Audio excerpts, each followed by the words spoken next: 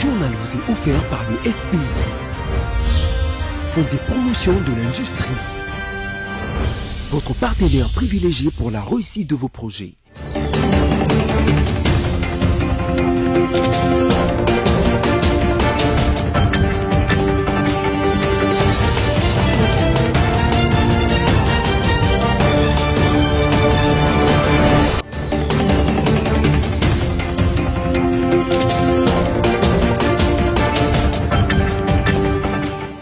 C'est l'heure de vous informer tout de suite les titres de l'actualité DC Journal.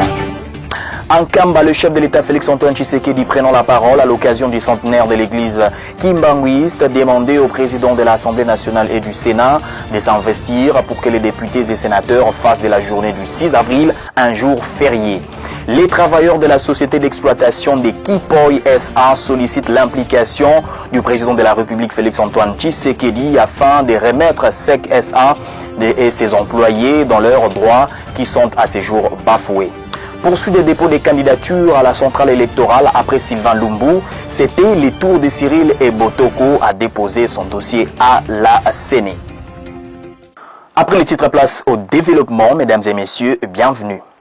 L'Église chrétienne d'Afrique née au Congo par son envoyé spécial Simon Kimbangu a célébré ses 100 ans ce mardi 6 avril en sa ville sainte d'Nkamba en présence du président de la République Félix-Antoine Tshisekedi qui a procédé à la coupure du ruban du nouveau musée construit pour immortaliser plutôt Simon Kimbangu. Le chef de l'État a également promis que la date du 6 avril sera désormais un jour férié. Alice Kabango.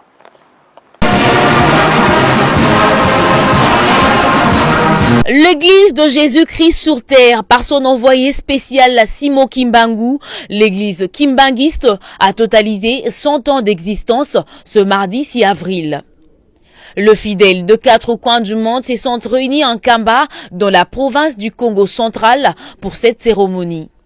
Plusieurs personnalités de marque ont pris part au siège international de l'église, notamment le président de la République Félix Tshisekedi. Dans son discours, le chef de l'État a promis que la date du 6 avril sera désormais fériée. Batata pe ba mama bana ya papa Simon Kimbangu na tombeli bino banso feti elamu. Pe makasi na tata mokonzi ya bule chef spirituel papa Simon Kimbangu Kiangani pe bandimi banso ya mokili mobimba ya lingomba ya Kimbangu. Bolingo, bolingo, bolingo na kati na bino bandimi ya Kimbangu. Bomoko, mibeko, pe misala yango nde elonga na kati na bino. Pona kosukisa, na lingina loba boye. Awa ba présenter bino papa président ya Sénat na papa président ya Assemblée nationale. Nazali ko interpeller bango ko senga bango balanda na lombango likambo nazali ko senga ya te date ya le 6 avril ekota na mikolo oyo ekobanda kozala férié.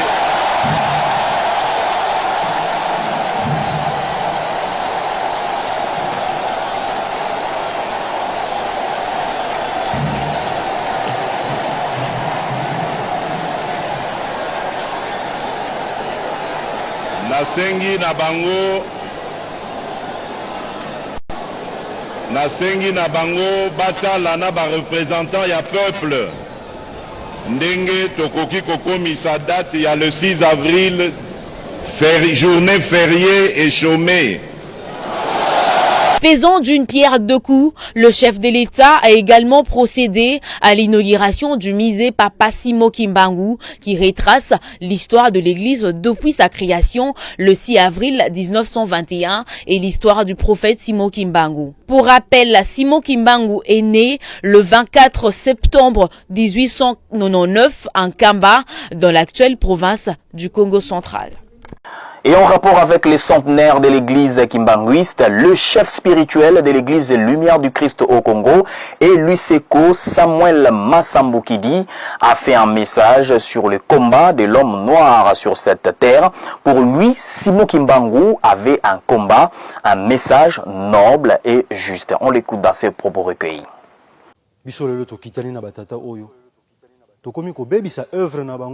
Nous sommes les descendants de nos pères fondateurs, dont nous détruisons leurs œuvres. Nous avons mis de côté les combats de Papa Simon Kimbangu. Nous sommes devenus alliés des politiciens. Simon Kimbangu n'a jamais supplié les gens. Il était dans ce monde pour un combat, une lutte noble et juste. Nous devrions aller sur ce même chemin de Simon Kimbangu. Les idées de Simon Kimbangu, mais aussi la philosophie de Papa Massambukidi. Mettons de côté la philosophie selon laquelle l'homme noir n'a rien réalisé et que l'homme blanc a tout fait. C'est faux. L'homme noir a réalisé beaucoup de choses sur cette terre.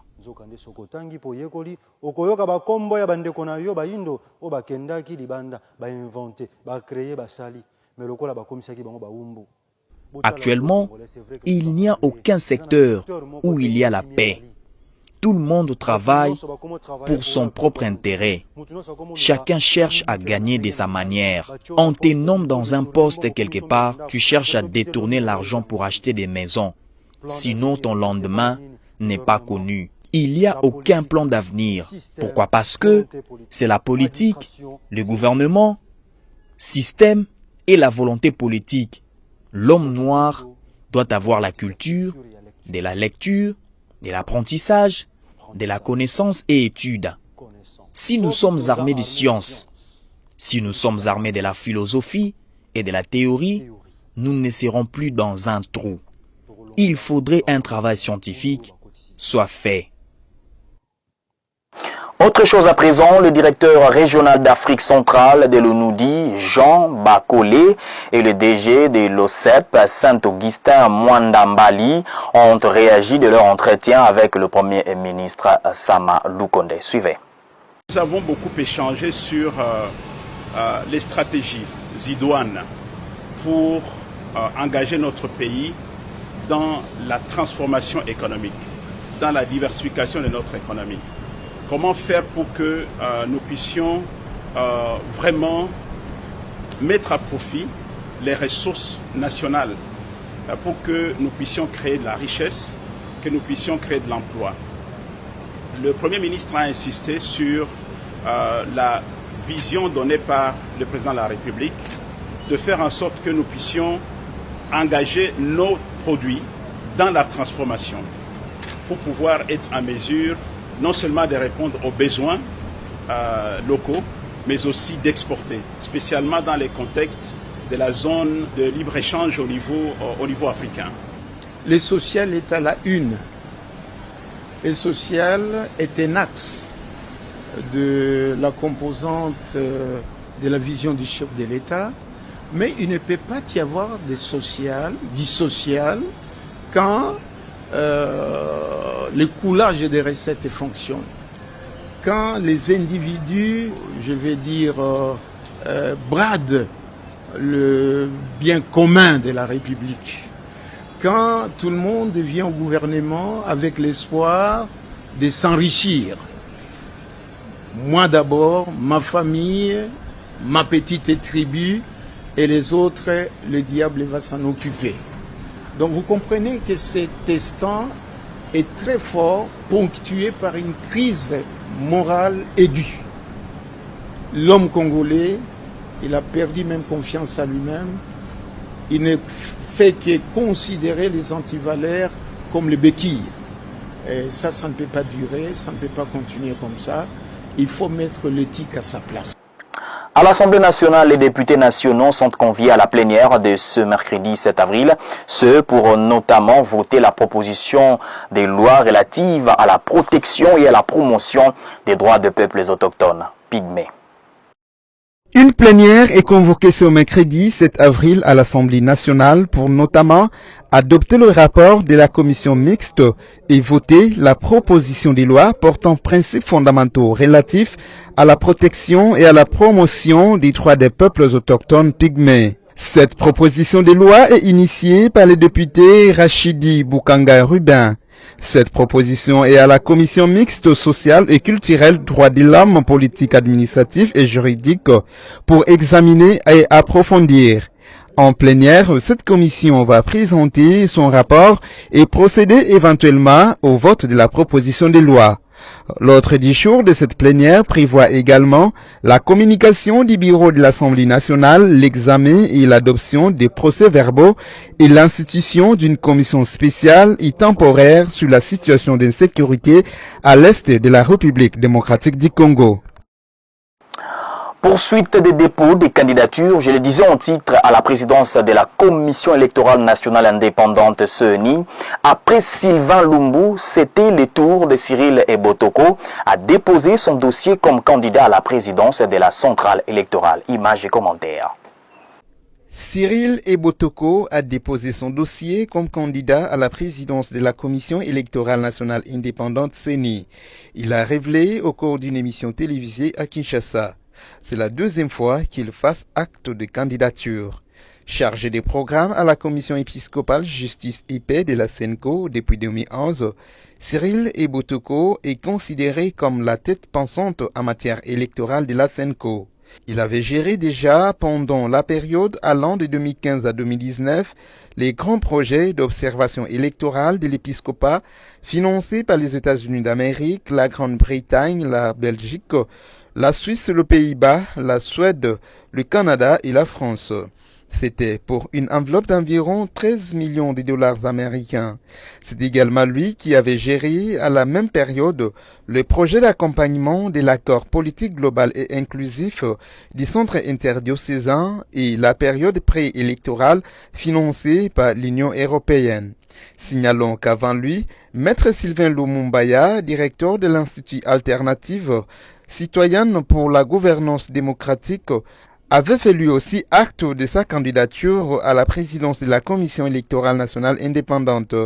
Il a déposé également ce lundi son dossier complet reprenant expertise, expérience et parcours scolaire et académique au secrétariat de traitement des candidatures de la communauté islamique en République démocratique du Congo. En politique, la nouvelle génération pour l'émergence du Congo, NOGEC, appelle la population congolaise à pouvoir se mobiliser pour exiger la démission du Premier ministre entrant Jean-Michel Sama Lukonde. C'est ce qui justifie les communiqués de ces regroupements politiques publiés dont la soirée du lundi 5 avril. Suivez.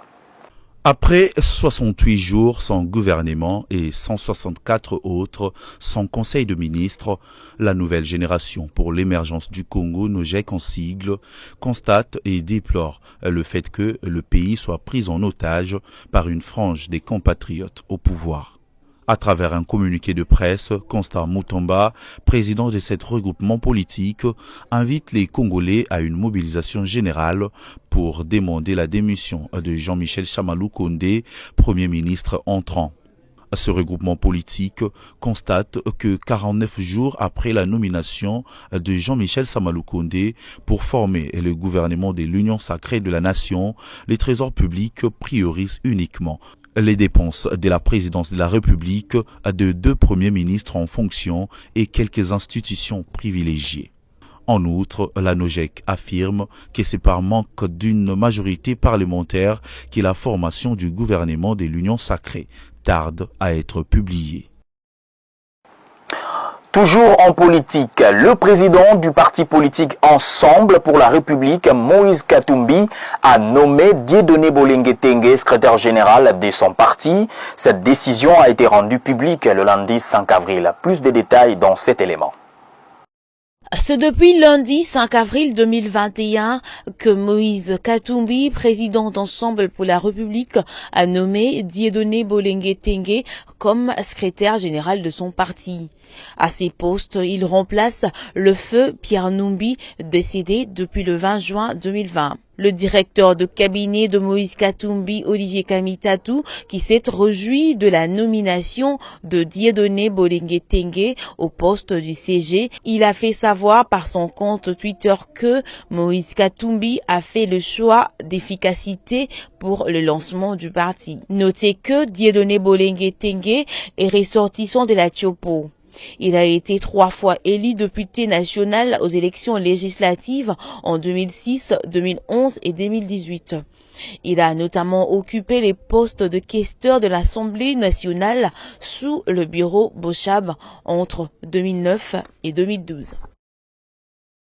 En province, une nouvelle motion de défiance contre le gouverneur Théo Ngouabidje a été déposée lundi au bureau de l'Assemblée provinciale du Sud Kivu. Il est reproché la mauvaise gestion et les détournements de fonds d'assistance destinés aux victimes des catastrophes naturelles en province. Les détails dans cet élément. Le bureau du président de l'Assemblée provinciale du Sud Kivu a reçu lundi 5 avril 2021 une nouvelle motion de défiance contre le gouverneur Théo Ngouabidje Kassi. Le député provincial Georges Moussongela a, au nom des députés motionnaires, demandé au président de cette institution de transmettre la dite motion au gouverneur Théo Ngouabidje comme l'exigent les modalités d'usage. Au total, 8 députés provinciaux signataires reprochent au gouverneur de cette province une mauvaise gestion et détournement des fonds publics. Ils soulignent en effet que le gouverneur Théo Ngouabidje a détourné plus de 2 milliards de francs congolais alloués par le gouvernement central en faveur des victimes du catastrophe de Kamituga et Niragongo, mais aussi celle du massacre de Kassika. Les signataires de cette nouvelle motion demandent à leurs collègues députés de voter et adopter cette motion pour le salut du peuple et la délivrance de cette province. Il s'y est rappelé qu'il y a de cela quelques mois, le gouverneur Théo Ngouabidje avait échappé à une autre motion de défiance visant à sa destitution. On va parler santé dans ces journaux. Selon le bulletin quotidien sur la situation épidémiologique en RDC du 5 avril publié ce mardi 6 avril, 23 cas ont été confirmés positifs, dont 13 à Kinshasa, 6 dans le Haut-Katanga, 3 en Ituri et 1 au Nord Kivu. 23 nouveaux cas confirmés au pays, dont 13 à Kinshasa, 6 dans le Haut-Katanga et 1 au Nord Kivu. 254 nouvelles personnes sont sorties guéries dans le centre de traitement de la Covid-19 et parmi le patient suivi à domicile, dont 216 à Kinshasa et 38 au Nord Kivu. On rappelle, depuis les débuts de l'épidémie, déclaré le 10 mars 2020, le cumul de cas est de 28 377, dont 28 376 confirmés et improbables. Au total, il y a eu 745 décès et 25 841 personnes guéries. Notez que le test de la Covid-19 est gratuit pour tout le monde en RDC. Cependant, le test de voyageurs est payant à $30 américains. Je le disais en titre, dans le Haut-Katanga, les travailleurs de la société d'exploitation d'Equipoy SA sollicitent l'implication du président de la République Félix-Antoine Tshisekedi afin de remettre SEC SA et ses employés dans leurs droits qui sont à ces jours bafoués à cause des intérêts égoïstes d'un groupe de personnes. Ils l'ont fait dans un mémoire adressé au chef de l'État. Les détails dans ces dossiers.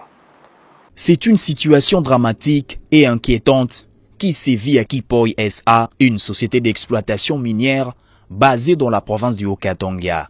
Dans une correspondance du 29 mars dernier, adressée au président de la République Félix-Antoine Tshisekedi, les travailleurs de la société minière Kipoy SA dénoncent et alertent l'opinion sur la liquidation forcée de cette entreprise et une justice instrumentalisée, surtout en ces moments où on parle d'un état des droits. Grande a été la surprise des agents et cadres de constater une décision inédite et aussi lourde des conséquences du tribunal de grande instance de Kipushi en date du 15 février 2021, mettant ainsi leur société en liquidation forcée dans une affaire qui oppose cette dernière à la société Mining Contracting sans une consultation au préalable avec les délégués syndicaux ni même entendre les moyens de défense de la société.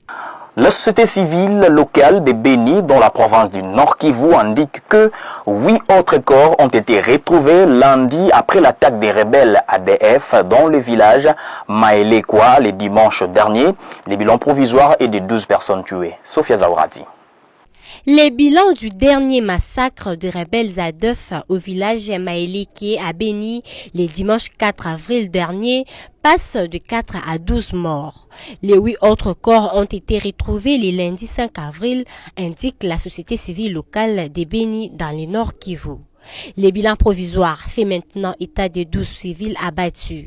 Ils ont été tués les uns dans les champs et les autres dans leur domicile. Plusieurs autres sont portés disparus, des maisons pillées et les autres incendiées, a déclaré Kinos Katuo, président des forces vives dans la région. Il a ajouté que plusieurs villages sont sous la menace des rebelles, dont les groupements notamment Mebundu, Baeti et Mamove où l'ennemi s'est dirigé. Il fait appel aux éléments des FARDC à affûter leurs armes pour combattre l'ennemi afin qu'ils n'avancent pas vers les civils. Plusieurs militants de la lutte pour le changement au Nord Kivu interpellés par la police nationale congolaise pour avoir organisé une marche anti-MONUSCO à l'Est le lundi 5 avril. Ils étaient ensuite transférés à l'auditorat militaire de Béni, Butembo, où ils ont été relâchés après. Sophia Zaourati, encore une fois. Ils étaient au nombre de 9, dont une fille. Ces militants du mouvement pro-démocratie luttent pour les changements qui ont été arrêtés parce qu'ils voulaient marcher le lundi 5 avril pour exiger le départ de la MONUSCO à l'est de la RDC, mais aussi la fin du massacre à Béni. Ils ont été relâchés par les services de sécurité après leur audition, a fait savoir un militant de la Lucha, section de Béni et Zaïliko. Plusieurs activités sont restées paralysées dans la région de Béni suite aux altercations entre manifestants et les éléments de la police nationale congolaise le lundi 5 avril 2021. Notez que les maires de Béni avaient interdit toute manifestation publique sur l'ensemble de la ville. En dehors de nos frontières, en Russie, à 68 ans, le président russe a signé le lundi 5 avril la loi lui permettant de se présenter pour 2 nouveaux mandats présidentiels. Elle avait été validée par un référendum sans suspense en juillet 2020. Elle ouvre la voie au maintien de Vladimir Poutine au Kremlin jusqu'en 2036. Les récits dans cet élément. C'est officiel. Vladimir Poutine pourra se présenter aux 2 prochaines élections présidentielles en Russie. L'homme fort de la Russie, âgé de 68 ans, aurait dû se retirer à la fin de son mandat actuel en 2024. Après avoir signé la loi lui permettant de se présenter pour 2 nouveaux mandats présidentiels, ouvrant la voie à son maintien au Kremlin jusqu'en 2036. Cependant, la loi russe n'autorise pas un président à faire plus de 2 mandats consécutifs. Mais Vladimir Poutine a trouvé comment enjamber la législation et ainsi justifier un coup de force institutionnel. Cette loi, publiée sur le portail officiel russe, avait été définitivement adoptée par le Parlement en mars, après un référendum constitutionnel organisé à l'été 2020. En 2036, nouvelle date à laquelle il devra en théorie quitter le Kremlin. Selon cette loi, Vladimir Poutine aura 83 ans ou 84 ans. Aux commandes du pays depuis 2000, le successeur de Boris Eltsine, en 2 décennies éliminé toute réelle concurrence politique en Russie, jugulant l'opposition et les médias indépendants. Il s'est toujours refusé à évoquer sa succession. Pour rappel, ce n'est en outre pas la première fois que Vladimir Poutine est en passe d'atteindre la limite de 2 mandats consécutifs. En 2008, il avait pris le poste de Premier ministre et laissé le Kremlin à son dernier chef du gouvernement, Dmitri Medvedev. Après cet intermède de 4 ans, il avait été réélu président en 2012, malgré un grand mouvement de contestation. Ne nous quittez pas, la revue de presse, c'est dans un instant.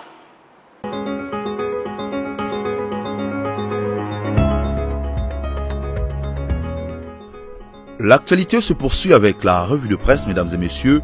Ouvrons avec l'agence congolaise de presse qui écrit « Le président Tshisekedi souligne l'importance de l'eau pour le pays riverain du Nil ». Le président de la République et président de l'Union africaine, Félix-Antoine Tshisekedi Tshilombo, a appelé le participant à la conférence ministérielle de Kinshasa sur la poursuite des négociations tripartites entre l'Égypte, l'Éthiopie et les Soudans sur le grand barrage éthiopien de la Renaissance, a cerné l'importance du Nil en tant que source de vie et source de développement pour ces trois pays dans son allocution à l'ouverture de ses assises dimanche au fleuve Congo Hotel à Kinshasa. On ne peut comprendre la problématique de la construction du GRED sans reconnaître le besoin croissant de l'Égypte, Éthiopie et du Soudan pour leurs ressources en eau transfrontière et cerner l'importance du Nil en tant que source de vie et source de développement pour ces trois pays, a-t-il dit. Pour Félix-Antoine Tshisekedi Tshilombo, le fleuve Nil doit demeurer une source féconde de la vie et des prospérités partagées dans un processus gagnant-gagnant, respectueux des intérêts mutuels et réciproques des États et peuples concernés. Poursuivons cette revue de presse, mesdames et messieurs, avec Forum des As qui note de son côté « Le torchon brûle à l'hôtel de ville de Kinshasa. Nerombungu se déchaîne contre Ngobila. Dès lors qu'un vice-gouverneur critique publiquement son titulaire, d'aucun présent qu'il se pose un problème d'éthique. C'est avec un ton sévère que Nerombungu, vice-gouverneur de la ville de Kinshasa, critique sans la moindre retenue son titulaire Jean-Tini Ngobila Mbaka dans le magazine Bosolo politique officielle. De la gestion de la très vaste capitale congolaise aux relations avec le premier Kinois, les députés provinciaux élus de la commune de Kinseso a déversé à Sabile. Et puis terminons avec radiocapi.net qui renseigne que la GED appelle à la fin des menaces contre un groupe de journalistes sur les réseaux sociaux. L'organisation non gouvernementale de défense des droits des journalistes, Journalistes en danger, GED en sigle, appelle à la fin immédiate des menaces contre un groupe de journalistes sur les réseaux sociaux. Dans une vidéo diffusée sur les réseaux sociaux, lit-on dans les communiqués de GED publiés lundi 5 avril, des individus présents comme proches du président de la République Félix-Antoine Tshisekedi s'en prennent violemment aux journalistes Stanis Boujakera, Élisée Odia, Peter Tchiani et Claude Perrault-Louara. Ces 4 journalistes sont accusés d'avoir été corrompus par certains acteurs politiques congolais pour saper les actions du président Félix Tshisekedi. Les photos de ces 4 journalistes ont été également publiées sur les réseaux sociaux par l'ancien directeur de la presse présidentielle Abraham Lwakabwanga, avec comme message « Ternir l'image du chef de l'État, nous vous avons à l'œil, vous incarnez les ridicules de la presse congolaise », relate GED dans son communiqué. Voilà tout pour cette revue de presse, mesdames et messieurs. Merci à vous de l'avoir suivi.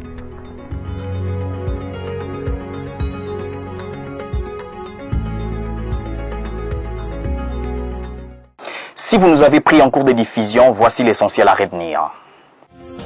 En Kamba, le chef de l'État Félix-Antoine Tshisekedi prenant la parole à l'occasion du centenaire de l'église kimbanguiste a demandé au président de l'Assemblée nationale et du Sénat de s'investir pour que les députés et sénateurs fassent de la journée du 6 avril un jour férié.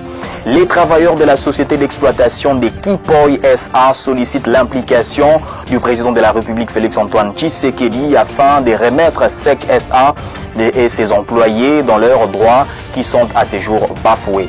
Poursuite des dépôts des candidatures à la centrale électorale après Sylvain Lumbu, c'était le tour de Cyril Ebotoko à déposer son dossier à la CENI.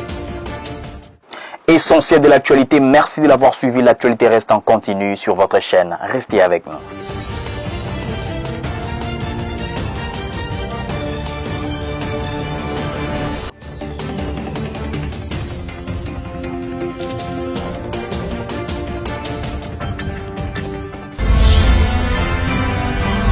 Ce journal vous a été offert par le FPI, Fonds des promotions de l'industrie, votre partenaire privilégié pour la réussite de vos projets.